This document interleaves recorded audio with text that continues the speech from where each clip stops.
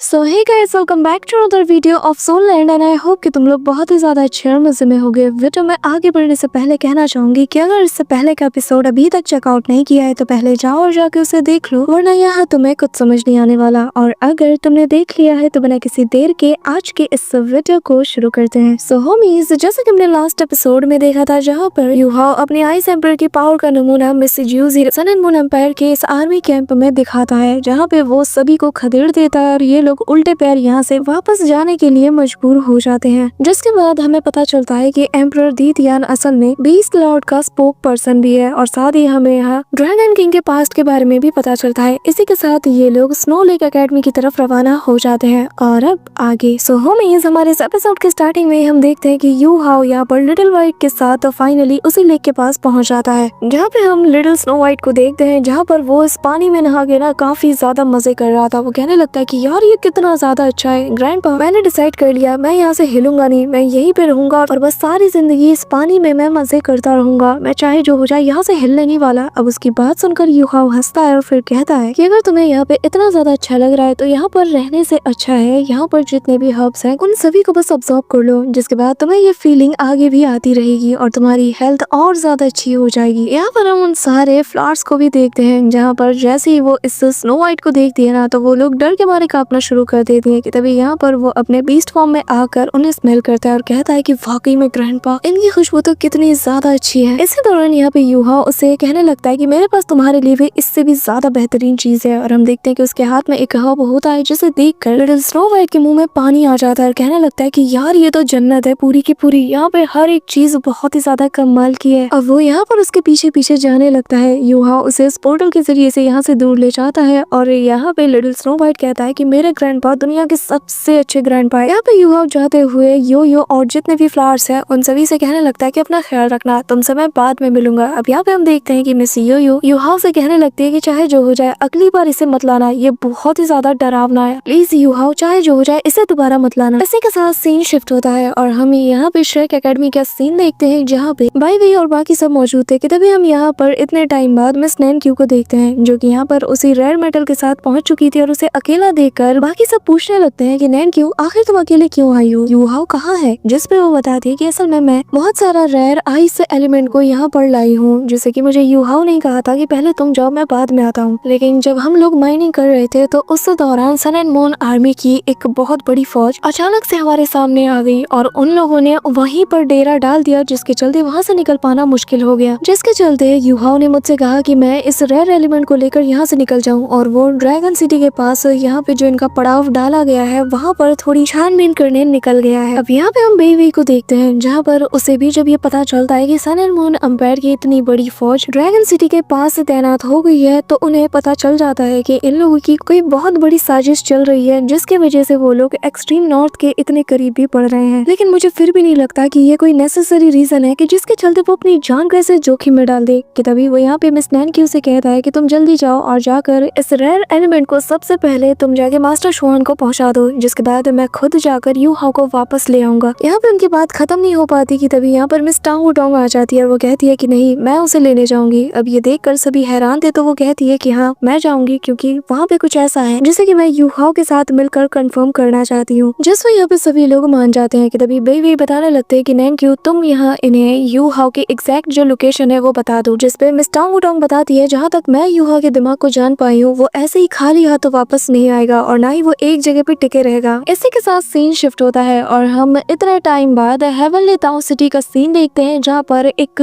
बड़े से घर की छत के ऊपर यूहाओ मौजूद था और यूहाओ यहाँ पे ब्लैक रॉब पहने हुए था और इस पूरे के पूरे शहर को देखकर कहने लगता है कि कभी ये शहर हेवनली सोल एम्पायर का कैपिटल हुआ करता था। लेकिन अफसोस की बात है कि अब ये सन एंड मून एम्पायर के अंडर में आता है। अब यहाँ पे हम देखते हैं कि यूहाओ एक जगह पे पहुंचा था, जो कि एक बहुत बड़ा सा पैलेस का गेट लग रहा था और जिसके ऊपर लिखा हुआ था कैसा डिवाइन आर्टिफैक्ट जो कि पूरे वर्ल्ड को सप्रेस कर सकता है। उस टेक्स्ट के ऊपर कुछ खरोंचों के निशान भी थे और अगले ही पल यूहाओ कहने लगता है कि ये वही जगह है जहाँ पर उस वेपन को बनाया गया था। अब यहाँ पे हम यूहाओ की पास्ट मेमोरीज का रिकॉल देखते हैं। यहाँ पे यूहाओ पुरानी मेमोरीज को याद करते हुए कहने लगता है कि ये वही जगह है जहाँ से सब कुछ शुरू हुआ था और फिर वो कहने लगता है कि चाहे जो हो जाए मैं इस जगह को आजाद करके रहूंगा, हमारे तांगलैंड के इस बर्थ प्लेस को मैं हर हाल में वापस लेके रहूंगा। जिसके साथ ही यूहाओ यहाँ से जाने लगता है और कहने लगता है कि टीचर शाओ याओ आखिर आप कहाँ पे हैं। इसी के साथ हम देखते हैं कि यू हाओ सिटी की तरफ रवाना हो जाता है, जहाँ पर भारी भरकम तैनाती थी, लेकिन यू हाओ फिर भी इनको जैसे तैसे करके चकमा दे देता है। उसके बाद यहाँ पे चलते चलते यू हाओ एक फाउंटेन के पास आता है, जहाँ पर जैसे ही वो अपने माइंड पावर का यूज करता है तो उसे पता चल जाता है कि यहाँ पर बहुत से अलग अलग टाइप के जो सोल डिटेक्शन टूल्स है वो सभी इंस्टॉल किए गए हैं और ये सभी अलग अलग लेवल पे काम करते हैं। यू हाओ पानी के अंदर फिर कूद जाता है और कहने लगता है कि अगर मेरे पास डेस्टिनी आई की पावर नहीं होती तो मैं अपनी स्पिरिचुअल डिटेक्शन को इतने ज्यादा हायर लेवल पे एनहेंस कभी नहीं कर पाता। हाँ, आगे बढ़ने लगता है, पानी के और गहराई में जाता है और कहने लगता है कि ये जो हेवन दाओ सिटी है ये हेवनली सोल एम्पायर का कैपिटल है और जिसका कि इतिहास में एक काफी बड़ा महत्व रहा है और इस जैसे एक बड़ी सी कंट्री को पूरी तरीके से अपना बना लेना सन एंड मून एम्पायर के लिए एक बहुत बड़ी कामयाबी है। यू आगे बढ़ता है और यहाँ चप्पे चप्पे पे अपनी निगाहें दौड़ाने के बाद वो कहने लगता है कि जो भी कमांडर यहाँ पे पोजीशन में होगा ना वो सच में बहुत ही ज्यादा स्ट्रॉन्ग होगा और इसकी पोजीशन भी यहाँ पे काफी ज्यादा हायर रैंक की होगी और मुझे पूरा यकीन है कि यहाँ पर जो होली स्पिरिट कल्ट के लोग होंगे उनका भी कोई बहुत बड़ा रिप्रेजेंटेटिव भी मौजूद होगा। और टीचर शाओ यो होली स्पिरिट कल्ट के एक रिस्पेक्टिव सेंट में से एक है, वो हेवनली दाओ सिटी से भी बिलोंग करती है, तो जिसका मतलब ये है कि उनसे बेहतरीन कैंडिडेट कोई भी हो नहीं सकता।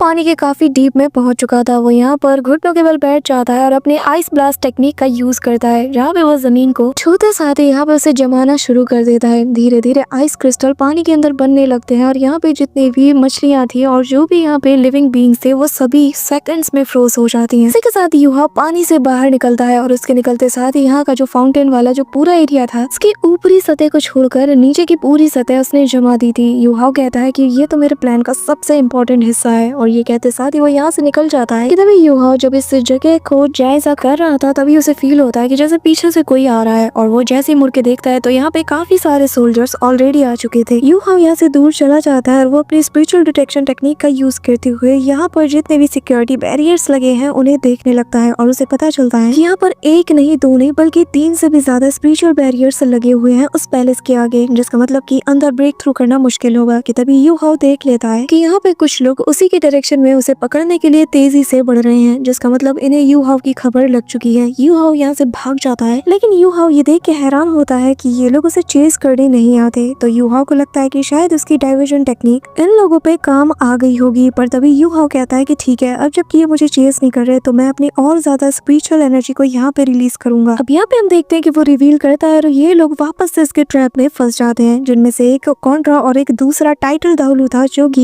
यू हाओ की स्पिरिचुअल एनर्जी को डिटेक्ट करते साथ ही उसके पीछे हाथ धो के पड़ जाते हैं। यू हाओ भी इन्हें नोटिस करता है, लेकिन इसी दौरान यू हाओ नोटिस करता है कि टाइटल दाउलू के अलावा जो दूसरा बंदा है ये काफी ज्यादा खतरनाक है। कि तभी यहाँ पर बहुत से मशीन गन्स भी यू हाओ पे फायर होने लगते हैं, लेकिन यू हाओ भी इन्हें अपने जाल में फंसा लेता है और यहाँ पे बहुत ही हाई एक्सप्लोसिव सोल वॉर्म्स को इनके पीछे छोड़ देता है, जिससे यहाँ पे एक बहुत बड़ा एक्सप्लोजन होता है, लेकिन ये दोनों फिर भी इससे बच जाते हैं। और दूसरा बंदा कहता है कि इसके लिए कितनी बुरी बात है कि ये मुझसे आके भिड़ चुका है। अब यहाँ पे ये लोग यू हाओ को दोनों डायरेक्शन से घेर लेते हैं, एक बंदा उस पे स्लैश अटैक करता है तो दूसरा उसे बीच से फाड़ने के लिए अटैक करता है। दोनों ही लोग कहते हैं कि चाहे जो हो जाए ये यहाँ से बच के नहीं निकलना चाहिए। अब यहाँ पे हम देखते हैं कि जो दूसरा सोल मास्टर था वो यहाँ पे अपने पावर्स का यूज करता है, जहाँ पे बहुत से पोर्टल्स ओपन होते हैं छोटे छोटे और उनसे वो मल्टीपल स्लैश अटैक करता है, लेकिन यू हाओ भी अपनी नई टेक्निक यानी कि एब्सोल्यूट जीरो का यूज करता है, जिससे वो इतना बड़ा आई स्लैश अटैक करता है कि यहाँ पर वो उनके अटैक को डिस्ट्रॉय कर देता है, जिसके साथ ही यू हाओ यहाँ से भाग रहा था, लेकिन ये दोनों फिर भी इसका पीछा करते हैं। फाइनली यू हाओ उसी फाउंटेन के पास पहुंच जाता है, जिसके बाद हम देखते हैं कि ये दोनों उस पे टूट पड़ते हैं और उनमें से एक सोल मास्टर अपनी 6th soul technique phantom soul tearing claw नाम के अटैक का यूज करता है और यहाँ पे एक बड़े से स्कल के बीच से वो बाहर निकलकर यू हाओ के ऊपर टूट पड़ता है। वही दूसरी तरफ यू हाओ इन्हें अपने करीब आने देता है और वो अपनी टेलीपोर्टेशन टेक्निक का यूज करके यहाँ से टेलीपोर्ट हो जाता है और ये दोनों हाथ मसलते रह जाते हैं। कि तभी ये लोग हैरानी के साथ कहते हैं कि क्या ये टेलीपोर्ट भी हो सकता है, और जैसे ही इनकी नजर नीचे की तरफ जाती है तो वो पाते हैं कि नीचे की जमीन पूरी तरीके से फ्रीज हो चुकी है। वो बंदा कहता है कि आखिर मेरे पैर जम क्यों रहे हैं। ये देखकर दूसरा वाला बंदा भागने लगता है, लेकिन यू हाओ उस बिल्डिंग के ऊपर से कहने लगता है कि अफसोस की बात है कि तुम लोगों के लिए देर हो चुकी है, और फिर वो यहाँ पर उस आइस को एक्सप्लोड करा देता है और वो बहुत वाइड रेंज पे फैल जाती है, जिससे उनमें से एक ऑन द स्पॉट मारा जाता है और दूसरा वाला बंदा धीरे धीरे करके जमने लगता है, लेकिन उसके पैर यहाँ पे डिस्ट्रॉय हो जाते हैं। उसका पैर यहाँ पे जैसे डिस्ट्रॉय होता है ना तो इतनी दर्दनाक वो चीख मारता है कि दूर से भी लोग उसे सुन सकते थे। इसी के साथ यहाँ पे हमें थोड़ी देर बाद का सीन दिखाया जाता है। यहाँ पे हम देखते हैं कि कुछ लोग आ जाते हैं और यहाँ पे इनका जनरल भी मौजूद था, जो कि यहाँ पे देखकर कहने लगता है कि कोई भी आगे नहीं जाएगा। इसी दौरान उनमें से एक बंदा कहने लगता है कि ये जो अटैक मैंने देखा ना, ये मुझे किसी की याद दिलाते हैं और मेरे एक पुराने जख्म को भी ताज़ा कर देता है। अब यहाँ पे हम देखते हैं कि बाकी के जो लोग हैं वो भी आ जाते हैं और जब वो लोग इस दर्दनाक नज़ारे को देखते हैं ना, तो उन्हें अंदाजा होता है कि यहाँ पर कितना खतरनाक दुश्मन आया होगा। अब यहाँ पे दूसरे वाले जनरल कहने लगते हैं कि ये जो हमारी हेवनली ताओ सिटी है, ये एंशिएंट टाइम से ही एक स्ट्रेटेजिक स्ट्रॉन्ग होल्ड रहा है और यहाँ पे हमला होना हमारे लिए बहुत बड़ी बात है। कि तभी हम देखते हैं कि यहाँ पर वो मास्टरमाइंड कहने लगता है कि दुनिया भले ही हमें किसी भी नजर से देखे, लेकिन तुम भी जानते हो कि हम लोग यहाँ पे सिटी लॉर्ड और वाइस सिटी लॉर्ड के रूप में यहाँ पे सर्व करते हैं और अब हमारे होते हुए यहाँ इस शहर में हमला हुआ है, जिसकी जिम्मेदारी को हम शायद कभी संभाल भी नहीं सकते और कितने सारे सवाल आने वाले दिनों में हम पे उठेंगे ना, इसका हम अंदाजा भी नहीं लगा सकते। यहाँ पर यह सुनकर दूसरा बंदा कहता है कि आखिर तुम्हारी हिम्मत कैसे हुई कि तुम मुझे ऐसे ऑर्डर दो। जिस पर वो बंदा कहने लगता है कि मैंने जो कहा मैं उस पर कायम हूँ। सिटी हम दोनों की जिम्मेदारी है, तो हम दोनों इसके लिए बराबर रिस्पॉन्सिबल है और तुम अगर मुझसे बड़ी पोजीशन को होल्ड करते हो तो तुमसे तो सवाल सबसे ज्यादा किया जाएगा। अब यहाँ पे ये बंदा मनी मन कहता है कि होली स्पिरिट कल्ट दिन ब दिन काफी ज्यादा एरोगेंट होती जा रही है। कि तभी हम देखते हैं कि यहाँ का जो टेम्परेचर है वो धीरे धीरे और ज्यादा गिरने लगता है, जिसके चलते इन सभी को काफी ज्यादा ठंड लगती है। लेकिन जैसे ही यहाँ पर उस मास्टरमैन की नजर उस स्नोफ्लेक पे जाती है तो वो कहने लगता है कि यहाँ की इस बर्फ में कुछ तो गड़बड़ है। और यहाँ ऊपर हम देखते हैं कि जो लिटिल स्नो वाइट है उसने तो यहाँ पर आधे से ज्यादा सोल डिटेक्शन टूल को अपनी वाइस से पूरी तरीके से फ्रीज कर दिया है। इसी दौरान हम वापस से उसी मास्टरमैन को देखते हैं जो कि कहने लगता है कि हॉल मास्टर होंगचन आखिर यहाँ पे चल क्या रहा है, ये सब कुछ क्या हो रहा है। कि तभी वो कहने लगता है कि मैं खुद भी हैरान हूँ, लेकिन इस गिरते टेम्परेचर के चलते हमारे जो सोल डिटेक्शन टूल है वो ठीक से काम नहीं कर पा रहे और ये कोई एडवांस सोल डिटेक्शन टूल्स नहीं है। इसी के चलते मुझे खुद जाकर चेक करना होगा कि आखिर माजरा क्या है। ये कहते साथ ही वो यहाँ से जाने लगता है। वहीं दूसरी तरफ हम यूहाओ को देखते हैं जो कि यहाँ से भाग रहा था और कहता है कि ये डाइवर्जन फाइनली वर्क कर गया। मैंने अपनी स्पिरिचुअल डिटेक्शन टेक्निक का यूज करके इनको अच्छा खासा चकमा दे दिया। अब बस मुझे उस टाइटल डालू को निपटाना होगा। उसे निपटाने के बाद मेरा पूरा रास्ता आसान हो जाएगा और फिर मैं इस पैलेस के और ज्यादा डीप में जाकर टीचर शाओया को और अच्छे से ढूंढ पाऊंगा। तभी उसकी नजर यहाँ पर लिटिल स्नो वाइट पे जाती है जो कि यहाँ पर खाते हुए मस्त उसका काम कर रहा था जो कि यूहाओ ने उसे बोला था। अब यहाँ पे उसे देखकर यूहाओ कहने लगता है कि इसकी पावर वाकई में बहुत ही कमाल की है और इसके जरिए से मेरा आधा काम वैसे ही आसान हो गया है। अब यहाँ पे वो कहने लगता है कि बचा है बस ये बंदा। जिसके बाद जिंग होंगचैन को अकेले फेस करते हुए यहाँ से एस्केप करना मेरे लिए कोई बहुत बड़ी बात नहीं होगी। यहाँ पे हम जिन होंगचैन को देखते हैं जहाँ पर वो उस आइस को डिटेक्ट कर रहा था और उसे स्मेल करते हुए अच्छे से एग्जामिन करने की कोशिश करता है। कि तभी यूहाओ पैलेस की और डीप में जाते हुए कहता है कि अब मैं बिना किसी परेशानी के यहाँ पर और ज्यादा डीप में जाकर छानबीन कर सकता हूँ। इसी दौरान हम यहाँ पर दो मास्टरमैन को देखते हैं जो कि यहाँ से दौड़ते हुए जा रहे थे और उनमें से एक बंदा कहता है कि यार यहाँ का जो